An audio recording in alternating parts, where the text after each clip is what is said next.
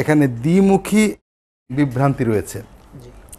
কেউ নফলের গুরুত্ব দিতে যে ফরজকে অবহেলা করছেন, কেউ ফরজের গুরুত্ব দিতে যে নফলকে অবমূল্যায়ন করছেন।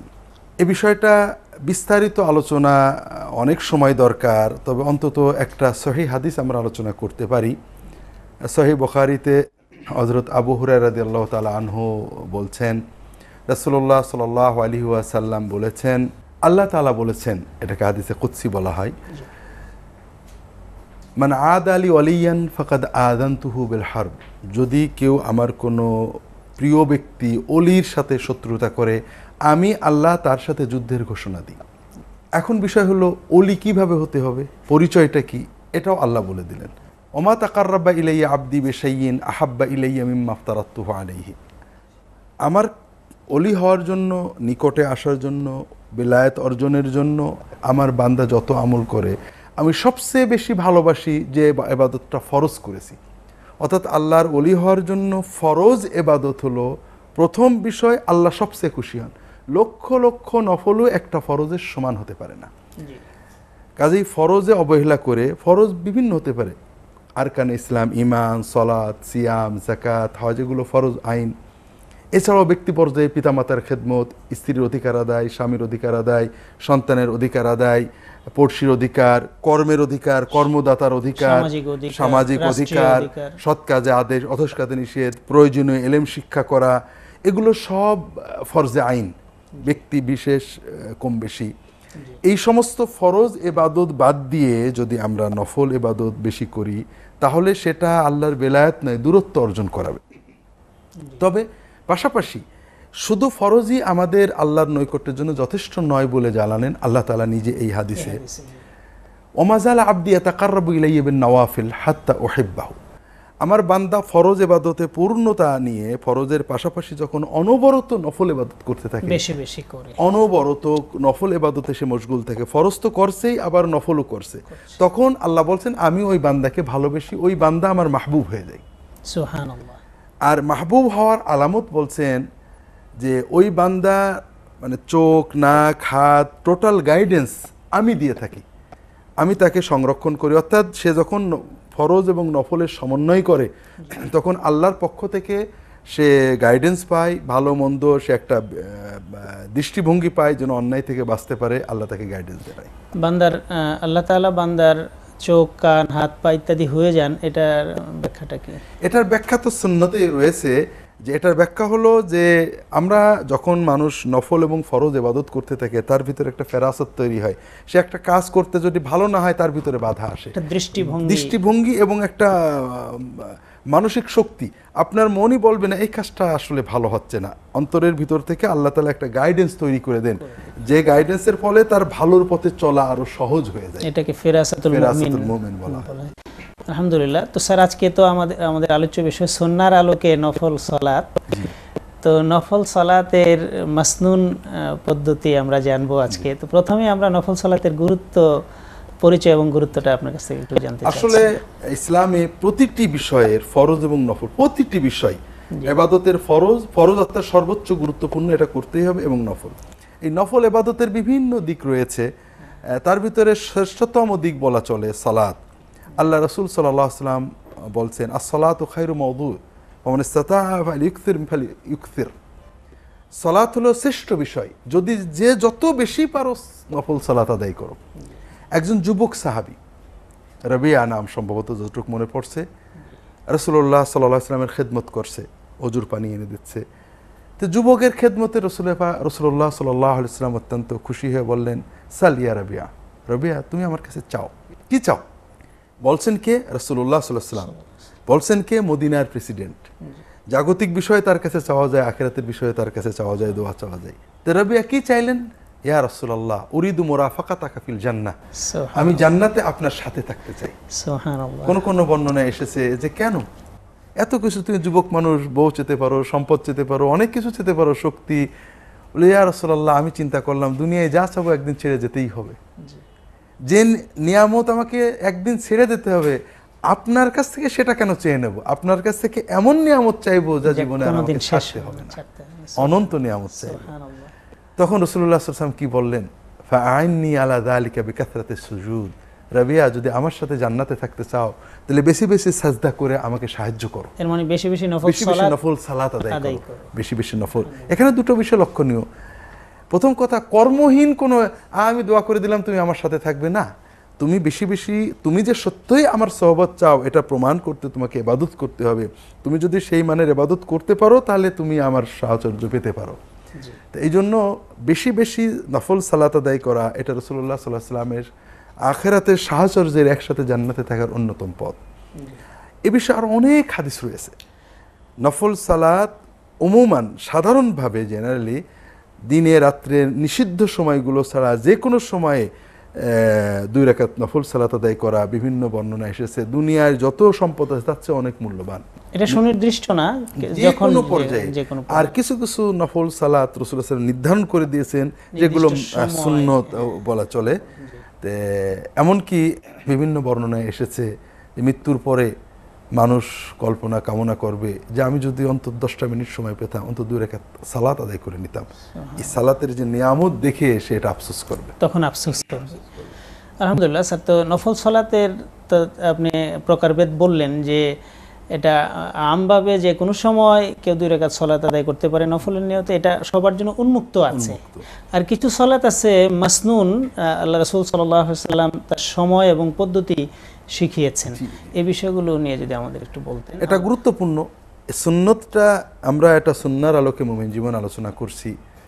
আসলে সুন্নতটাকে হৃদয় দিয়ে বুঝতে হবে। যেটা রাসূলুল্লাহ সাল্লাল্লাহু উন্মুক্ত রেখেছেন সেটাকে মুকাইয়াত করা, অর্থাৎ রাসূলুল্লাহ সাল্লাল্লাহু আলাইহি ওয়াসাল্লাম উন্মুক্তভাবে নফল সালাত আদায়ের বিধান দিয়েছেন। একজন মানুষ নিষিদ্ধ সময় জোহরের পরে 8 রাকাত নফল সালাত পড়বে, আসরের আগে 10 রাকাত পড়বে উন্মুক্ত সময়, এটা তার জন্য উন্মুক্ত। কিন্তু কেউ যদি এটা নির্ধারণ করে দেয় যে এই সময় এটাই পড়তে হবে বা এটার কমবে, তাহলে সেটা সুন্নতের ভিতরে সংযোজন হয়ে যাবে। আর কিছু সালাত রাসূলুল্লাহ নিজে নির্ধারণ করে দিয়েছেন যে অমুক সময়ে অমুক সালাত, এর ভিতরে শ্রেষ্ঠতম হলো 2টো সালাত। এটা আমরা দর্শকদের অনুরোধ করব আমরা সবাই পালনের চেষ্টা করি। সালাত আল্লাহর শ্রেষ্ঠ জিকির। জোহর থেকে আসর অল্প সময়, আসর থেকে মাগরিব অল্প সময়, মাগরিব থেকে ঈশা অল্প সময়। মুমিনের জীবনে ফরজ সালাতবিহীন সময় 2টো লম্বা, একটা হলো ঈশার পর থেকে ফজর, আর একটা হলো ফজর থেকে জোহর। আর এই 2 সময়েই শ্রেষ্ঠতম 2টো নফল সালাতের বিধান দিয়েছেন রাসূলুল্লাহ সাল্লাল্লাহু আলাইহি ওয়াসাল্লাম।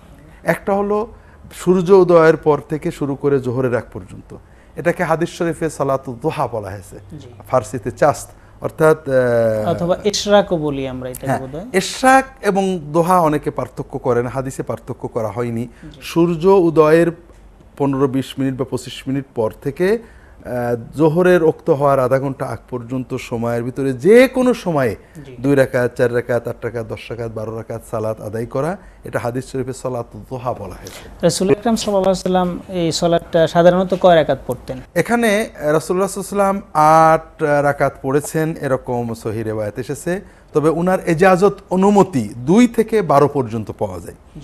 হাদিস শরীফে এসেছে সহিহ রিওয়ায়াত বিভিন্ন, মান সাল্লাল গাদাতা ফি জামাআতিন সুম্মা কাআদা ফি মাজলিসিহি আও মুসাল্লাহু ইয়াযকুরুল্লাহ, যদি কেউ ফজরের সালাত জামাতে আদায় করে, যাদের উপর জামাত নেই মহিলারা ঘরে আদায় করে, সেই সালাতের জায়গায় বসে বসে সূর্যোদয় পর্যন্ত তাসবিহ তাহলিল জিকির তেলাওয়াত ইত্যাদিতে কাটান, সূর্য ভালো করে উঠে যাওয়ার পরে সাল্লা রাকাতাই দুহা 2 রাকাত চাশতের সালাত আদায় করেন, আল্লাহ তাআলা তাকে কানা লাহু আজরু হাজ্জাতিন ওয়া উমরাতিন তাম্মাতাইনি তাম্মাতাইনি তাম্মাতাইন, আল্লাহ তাআলা তাকে একটা পরিপূর্ণ হজ এবং একটা পরিপূর্ণ উমরার সওয়াব দান করবেন। সুবহানাল্লাহ, অনেক বড় জিনিস।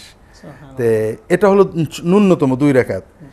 এছাড়া অন্য হাদিসে আসছে আল্লাহ তাআলা মানুষের এই দেহের এই যে নিয়ামত আমাদের দিয়েছেন, আঙুলটা ঘুরে একটু শক্ত হয়ে গেলে মানুষ বুঝতে পারে যে কত বড় নিয়ামত ছিল। মানুষের প্রতিটি জয়েন্টের জন্য আল্লাহর দরবারে প্রতিদিন কিছু সদকা পেশ করা তার দায়িত্ব।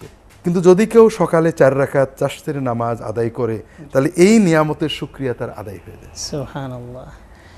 আরেকটি সালাতের বিষয়ে আপনি বলেছেন, সেটা হলো এশার পর থেকে ফজরের পূর্ব পর্যন্ত যে লম্বা সময় মানুষ পায়। হ্যাঁ, চাশতের সালাতের ব্যাপারে আরো অনেক ফজিলত রয়েছে। আল্লাহ এই সালাতের বিনিময়ে সারাদিন হেফাজত করবেন। সালাতটা সবচেয়ে ভালো ফজরের পরে মসজিদে বসে থেকে এরপরে বেলা ওঠার পরে আদায় করা। তবে সবার জন্য সম্ভব হয় না, তাদের জন্য যে কোনো সময় সালাত আদায়ের পরে ঘুমিয়ে পড়েছেন, ব্যবসা বাণিজ্যে গিয়েছেন, 8টা 9টা 10টা 11টা যে কোনো সময় যদি অন্তত 2 থেকে 4 8 10 12 রাকাত সালাত আদায় করেন, তাদের জন্য আল্লাহর শুকরিয়া আদায় সহ সারাদিনের হেফাজত এবং অগণিত সওয়াবের কথা হাদিস শরীফে বলা হয়েছে। দ্বিতীয় সুন্নত হলো যেটা সবচেয়ে গুরুত্বপূর্ণ, সেটা রাতের সালাত। আমরা বোধহয় আগেও একদিন আলোচনা করছি, কোরআন কারিমে কোথাও কোনো নফল সালাতের কথা বলা হয়নি, এমনকি 5 ওয়াক্ত সালাতের কথাও বিস্তারিত বলা হয়নি, কিন্তু কিয়ামুল লাইল রাতের সালাতের কথা বারবার বলা হয়েছে। কোরআনেও আসছে, হাদিসে তো আসছে। রাতের সালাত ইশার পর থেকে ফজরের আগ পর্যন্ত আমরা যে কোনো সময় আদায় করব। 2 থেকে রাসূলুল্লাহ সাল্লাল্লাহু আলাইহি ওয়াসাল্লাম 8 রাকাত ম্যাক্সিমাম বা 10-12 পর্যন্ত আদায় করতেন। তো এটা নির্ভর করবে রাকাতের লেংথ। যদি আমরা বড় কেরাত পড়তে পারি, লম্বা রাকাত পড়ি, তাহলে সংখ্যা কমাবো, আর যদি রাকাত ছোট হয় সংখ্যা বাড়াতে পারি। এটা অত্যন্ত গুরুত্বপূর্ণ ইবাদত, আল্লাহর সন্তুষ্টির জন্য, আল্লাহর দোয়া কবুলের জন্য, আল্লাহর কাছ থেকে নিজের পাওনা নিয়ে নেওয়ার জন্য, তাজকিয়া নফসের জন্য, আখিরাতের মাকামের জন্য। এমনকি হাদিস শরীফে আসছে যে আলাইকুম বিসলাতিল লাইল ফাইন্নাহু মারদাতুল লিররব ওয়া মাতরাদাতুল লিলদা।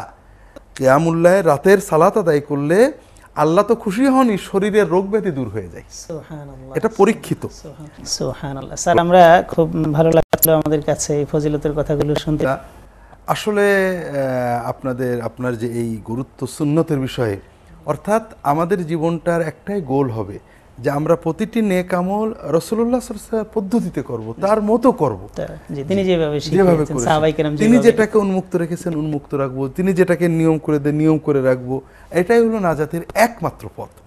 কুল ইন কুনতুম তুহিব্বুনাল্লাহ ফাত্তাবিউনি, তোমরা আল্লাহর মহব্বত প্রেম চাইলে আমার অনুসরণ করো, প্রতিটি ক্ষেত্রে প্রতিটি বিষয়ে খুঁটিনাটি।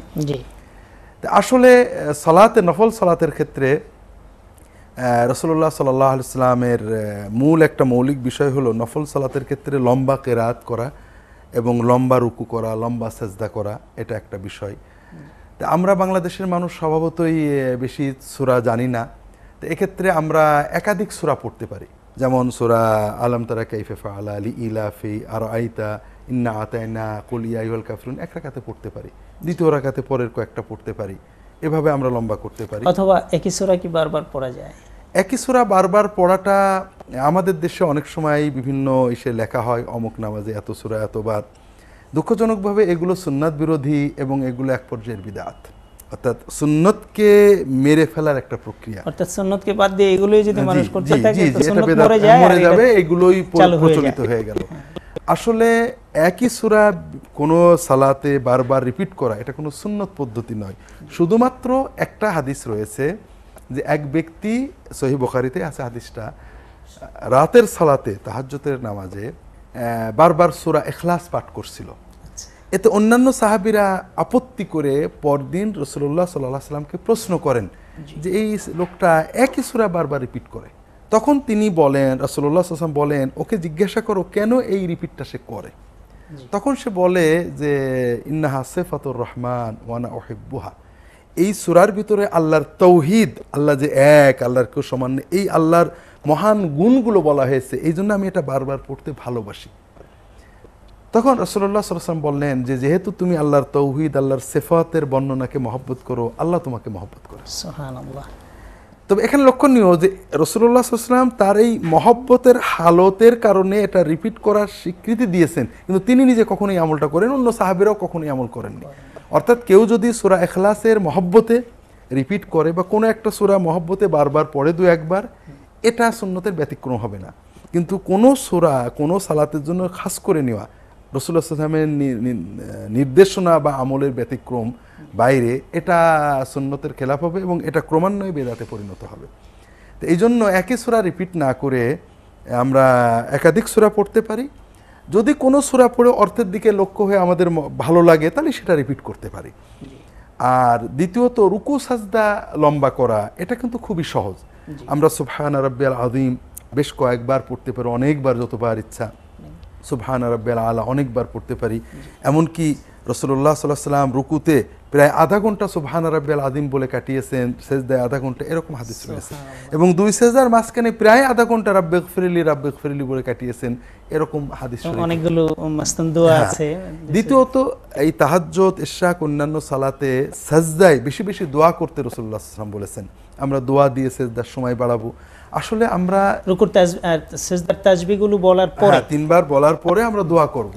আসলে আমাদের চাওয়া পাওয়া যদি সালাতের ভিতরে করতে পারতাম তাহলে আমরা সালাতের মজা পেতাম।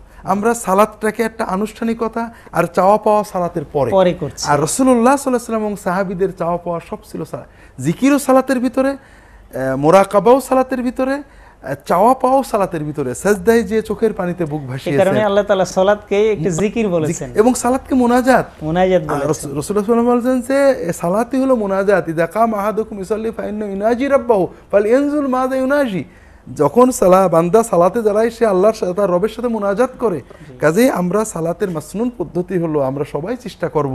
আমাদের সূরা কেরাত কম জানা হতে পারে, কিন্তু 3টে 4টে 5টা সূরা এক রাকাতে পড়ব। রুকুতে যে দীর্ঘ সময় মনের সকল আবেগ দূর করে শুধু আল্লাহর দিকে মুখ করে আল্লাহর তাজিম করে সুবহান রাব্বিয়াল আযীম বলবো। এছাড়াও রুকুর কিছু মাসনুন দোয়া আছে, সুবহান কুদ্দুস রাব্বুল মালাইকাতি ওয়ার রূহ, আল্লাহুম্মা লাকা রাকাতু ওয়া বিকা আমানতু ওয়া লাকা আসলামতু সাজদা রাকা লাকা খাশা লাকা সামঈ ওয়া বাসারি ইত্যাদি দোয়াগুলো পড়ব, যেগুলো আমরা মুখস্থ করতে পারি। মুখস্থ করা সহজ, মিশকাত শরীফে যে কোনো হাদিসের ভিতরে এগুলো পাওয়া যাবে। এছাড়া আপনার মুনাজাতুন নামাজ বইয়ের মধ্যে আমার একটা ছোট্ট বই আছে মুনাজাতুন নামাজ, এতে মাসনুন দোয়াগুলো প্রায় 50টা মাসনুন দোয়া, যেটা রাসূলুল্লাহ সাল্লাল্লাহু আলাইহি ওয়াসাল্লাম নামাজের ভিতরে, নামাজের পরে বলতেন, পড়তেন, পালন করতেন। এগুলো আনছি সাহাবীদের কিছু দোয়া। আপনি এটা বাংলায় অনুবাদ করেছেন এবং বিস্তারিত রেফারেন্সগুলো দিয়েছেন। তাহলে আমরা রুকু, সাজদা এবং স্যার সালাতের শেষ বৈঠকের কিছু মাসনুন দোয়া আছে, এগুলো নিয়ে যদি এটা দোয়া কবুলের সময় আল্লাহ রাসূল সাল্লাল্লাহু আলাইহি ওয়াসাল্লাম বলছেন, এটা রাসূলুল্লাহ সাল্লাল্লাহু আলাইহি ওয়াসাল্লাম শেষ ওসিয়ত বলা চলে আর কি। সোমবার দিন ফজরের সময় তিনি পর্দা খোলেন। সাহাবীরা চিন্তা করলেন হয়তো রাসূলুল্লাহ একটু সুস্থ হয়েছেন, আসবেন, সবাই আনন্দিত। তিনি ইশারা করলেন, না তোমরা থাকো, এটা সহিহ বুখারী অন্যান্য হাদিসে রয়েছে। তিনি বললেন, আম্মা রুকু ফাআযিমু ফীহি রাব ওয়া আম্মা সুজুদ ফাকথিরু ফীহি মিনাদ দুআ ফাইন্নাহু কামিনুন আইস্তাজাবা লাকুম। রুকুর ভিতরে আল্লাহর তাজিম করবে আর সেজদায় যে বেশি বেশি দোয়া করবে, কারণ আশা করা যায়, খুবই সম্ভাবনা রয়েছে যে সাজদা অবস্থায় সকল দোয়া আল্লাহ কবুল করে নেবেন। সুবহানাল্লাহ। স্যার সালাম ফিরাবার পরেও দোয়া কবুলের মুহূর্ত এটি হাদিসে পাওয়া যায়। আমরা বসে বসে মাসনুন দোয়াগুলো আমল করব, চেষ্টা করব, যেগুলোকে আমরা দোয়া মুনাজাত বলতে পারি। এগুলো একাকী করব, আনুষ্ঠানিক কথা নয়, বরং এখানে অর্থের দিকে তাকিয়ে হৃদয়ের আবেগ দিয়ে আল্লাহর কাছে চাওয়া। অনেকে আমরা মনে করি যে আমরা সবাই মিলে যদি একটু দোয়া করে ফেলি তাইলে একটু বেশি ফায়দা হবে। হ্যাঁ, এখানে আপনাকে বলি, গত হজে কয়েকদিন আগের কথা, অনেকেই আরাফা মিনায় বলে হুজুর দোয়া করে দেন। বলে দেখেন, দুটো পথ, একটা হলো আপনি প্রতিদিন পানিতে নামবেন, পিতা হাত ধরে থাকবে, আপনি একটু পা নাড়বেন, আজীবনই আপনি এইভাবে সাঁতরাবেন, এইটা চান না আপনি সাঁতার শিখে নিজেই সাঁতার শিখবেন? সুন্নত হলো যে আপনাদেরকে আমরা দোয়াগুলো শিখিয়ে দেবো, আপনারা কানতে শেখেন আল্লাহর কাছে। হুজুরের কাছে আসবেন, দোয়া করে দেবে, আর আপনি চলে যাবেন বাড়ি, যে আল্লাহর কাছে চাইতে পারবেন না। এই চেতনা ইসলামে আমাদের শেখায়নি। চমৎকার স্যার, আপনি এত চমৎকার করে আমাদেরকে এই নফল সালাতের গুরুত্ব, মর্যাদা, এর সওয়াব, এর পদ্ধতি, মাসনুন পদ্ধতি বলছিলেন, আমাদের কাছে খুব ভালো লাগছিল এবং আশা করি আমাদের দর্শকদের যথেষ্ট উপকারে আসবে। এই নফল ইবাদতের মাধ্যমে আল্লাহ তাআলা নৈকট্য হাসিল করার বিষয়টি আমরা হাদিসের মাধ্যমে জানতে পেরেছি। এরপরে আল্লাহ বলেছেন, আস্তাঈনু বিস-সাবরি ওয়াস-সালাহ। এই দুনিয়ার সকল হাজতের জন্য নফল সালাতের মাধ্যমে আল্লাহর সাহায্য পাওয়া যায়। সাহায্য চাও, তোমরা সবর করো এবং সাহায্য চাও। আলহামদুলিল্লাহ, আল্লাহ তাআলা আমাদের সবাইকে তৌফিক দান করুন আল্লাহ তাআলা নৈকট্য হাসিল করার জন্য। আল্লাহ তাআলার বেলায়েত নসিব হয় আমাদের সবার। আমিন।